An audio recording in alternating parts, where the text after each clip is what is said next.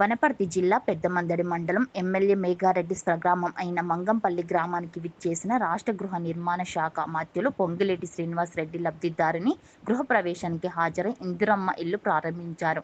ఈ సందర్భంగా రెవెన్యూ శాఖ మంత్రి మాట్లాడుతూ రాష్ట్రం పైన ఇన్ని అప్పులు ఉన్న ప్రతి నెల చేసిన అప్పులకు వడ్డీ చెల్లిస్తూనే అభివృద్ధి సంక్షేమానికి జోడెద్దుల వల్లే ముందుకు తీసుకెళ్తున్నామని అన్నారు.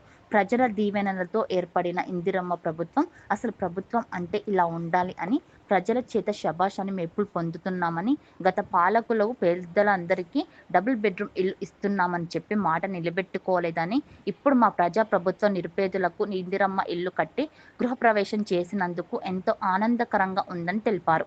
ఈ కార్యక్రమంలో సహచార మంత్రులు వాకిటి శ్రీహరి, జూపల్లి కృష్ణారావు, ఎమ్మెల్యే మేఘారెడ్డి, జిల్లా కలెక్టర్ ఆదర్శ సురభి తదితరులు పాల్గొన్నారు.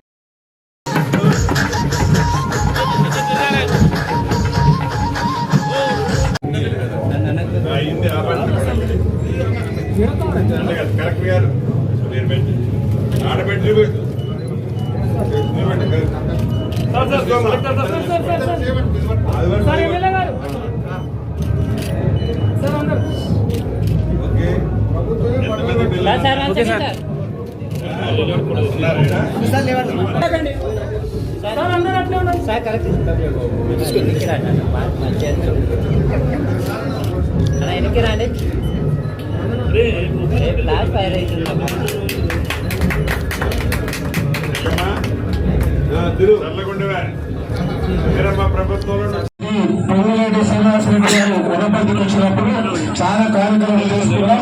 ఒకటే ప్రోగ్రామ్ కంప్లీట్ చేసుకున్నాం. దాంతో పాటు గౌరవ జూపల్లి కృష్ణరావు గారు, శ్రీహరి గారు గారు హౌసింగ్ యంత్రాంగానికి, అదే రకంగా ఈ గ్రామం, ఈ మండలం, ఈ నియోజకవర్గానికి సంబంధించిన మేఘన్న, కాంగ్రెస్ పార్టీ ముఖ్య అధికారులందరికీ, ఆడబిడ్డలకి ముఖ్యంగా నా లంబాడి సోదరీమణులు ఆడబిడ్డలకి, ప్రింట్ అండ్ ఎలక్ట్రానిక్ మీడియా మిత్రులకి ప్రతి ఒక్కరికి శిరస్సు వంచి మనస్ఫూర్తిగా హృదయపూర్వక నమస్కారం, వందనం. ఇచ్చిన తర్వాత 8,19,000 కోట్ల రూపాయల అప్పుని మన ఎత్తున పెట్టిపోయినా మన పార్టీ పేదోడి కోసమే తపనపడే మన ప్రభుత్వం గౌరవ ముఖ్యమంత్రి రేవంత్ రెడ్డి గారి నాయకత్వంలో అభివృద్ధి పేదవాడికి పక్షపాతిగా, పేదవాడి ఎన్నోకి అండదండలుగా ఉంటూ ఈనాడు ఈ ప్రభుత్వం పనిచేస్తున్న సంగతి మీకు తెలియంది కాదు. సంక్షేమ కార్యక్రమాల్లో పేదోడికి ఇంటికి 200 యూనిట్లు ఉచిత కరెంటు, 500 రూపాయలకి గ్యాస్ మద్దు, ఆర్టీసీలో ఆడబిడ్డ ఎంత దూరం ప్రయాణం చేసినా ₹1 కూడా ఛార్జీ లేకుండా ప్రయాణ సౌకర్యాన్ని కల్పించడమే కాకుండా రైతును రాజు చేసే దాంట్లో భాగంగా మొదటి 9 నెలల్లోనే 21,000 కోట్ల రూపాయలు, 2 లక్షల రూపాయల వరకు రుణమాఫీ చేసిన ప్రభుత్వం మనది. వరి వేస్తే ఉరి అని ఆనాటి ప్రభుత్వం చెప్తే వరి వేస్తే రైతుని